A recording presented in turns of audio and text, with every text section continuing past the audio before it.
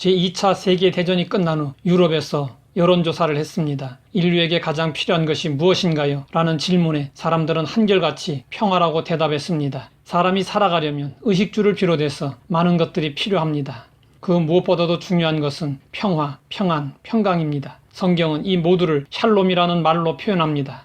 성경에는 샬롬에 대한 기원으로 가득 차 있습니다. 민수기를 보면 이런 기원이 있습니다. 여호와는 내게 복을 주시고 너를 지키시기를 원하며 여호와는 그의 얼굴을 내게 비추사 은혜 베푸시기를 원하며 여호와는 그 얼굴을 내게로 향하여 드사 평강 주시기를 원하노라. 얼마나 귀한 기원입니까? 주님에 대한 명칭은 다양합니다. 이사야는 예수님을 평강의 왕이라고 했습니다. 부활하신 예수님은 제자들에게 말씀하셨습니다. 너희에게 평강이 있을지어다. 참다운 행복은 심령의 평안함에 있습니다. 평강의 주께서 친히 때마다 일마다 너희에게 평강을 주시고 주께서 너희 모든 사람과 함께 하시기를 원하노라.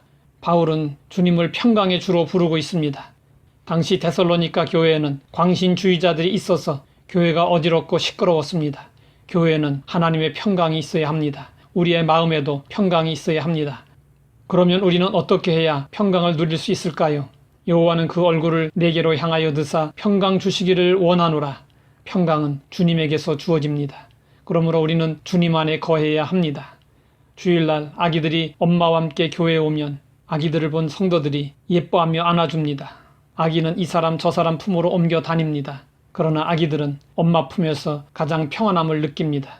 마찬가지로 우리도 주님의 품 안에 있을 때 참 평안을 누릴 수 있습니다.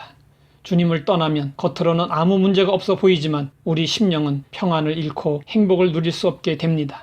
우리는 주님 안에 거하며 마음의 평강을 빼앗아가는 염려, 걱정, 근심의 짐을 내려놓아야 합니다. 수고하고 무거운 짐진 자들아 다 내게로 오라. 내가 너희를 쉬게 하리라. 주님께서 우리의 무거운 짐을 달라고 하셨으니 우리는 주저 말고 맡겨야 합니다.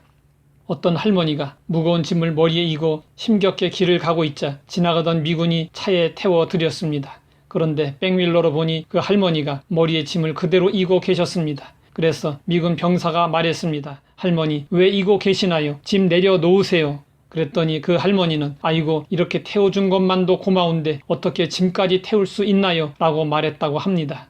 웃음을 자아내는 이야기입니다. 그런데 우리도 이 할머니와 별로 다르지 않습니다. 예수님을 믿는다면서 늘 염려, 근심, 걱정 속에 있다면 우리도 이 할머니와 다를 바 없습니다.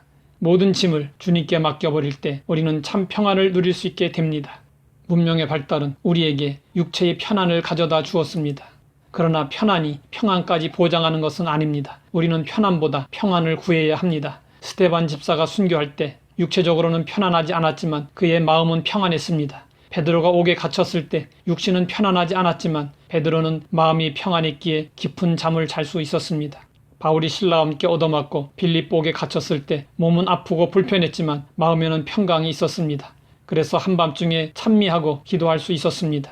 바울은 로마 옥중에서도 평안했습니다. 그랬기 때문에 성도들에게 이렇게 권할 수 있었습니다. 아무것도 염려하지 말고 다만 모든 일에 기도와 간구로 너희 구할 것을 감사함으로 하나님께 아뢰라. 그리하면 모든 지각에 뛰어난 하나님의 평강이 그리스도 예수 안에서 너희 마음과 생각을 지키시리라.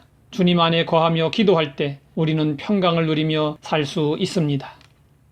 하나님 아버지, 혼돈으로 가득한 세상 속에서 우리는 평강을 잃어버린 채 살고 있습니다. 우리에게 평강이 있으라고 하시니 고맙고 감사합니다. 주님 안에 거하며 기도하는 생활로 하나님의 평강을 누리게 하옵소서. 예수님의 이름으로 기도드립니다.